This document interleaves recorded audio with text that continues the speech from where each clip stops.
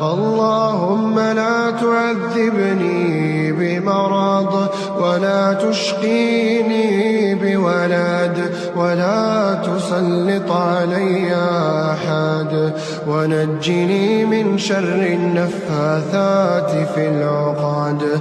اللهم أنت العالم بالسرائر فأصلحها وأنت العالم بالحوائج فاقضها وأنت العالم بالذنوب فاغفرها. اللهم ارفع لي ذكرا وأصلح لي أمرا واغفر لي وزرا وأطل لي عمرا واشرح لي صدرا.